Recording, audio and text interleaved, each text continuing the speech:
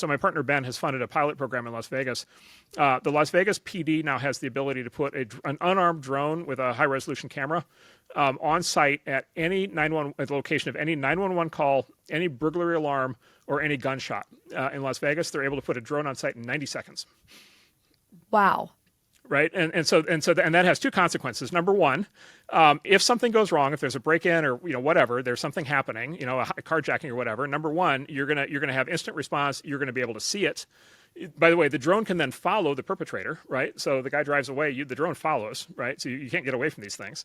And then that means that the police officers are not at danger when they go in blind because they don't know what's happening, right? And when police encounters go bad and somebody gets shot and killed, a lot of it is because you have a live police officer under stress in a situation that's unclear where they don't know what they're going into and something goes wrong.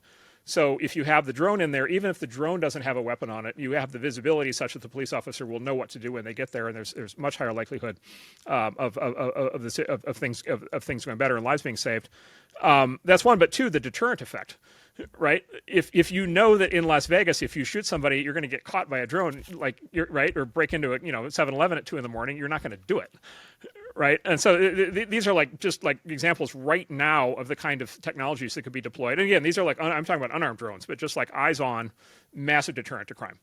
And so there's examples of that basically all the way across all these systems, all the way across the military, all the way across law enforcement, civil services, fire, emergency response. All basically just across the board. There's all these things that you can do. And again, on this, China is racing ahead on every.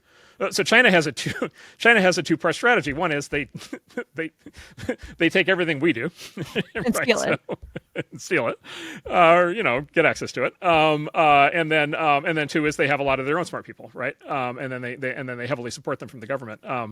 And so they're racing ahead. They, by some measures, already have the best open source AI models.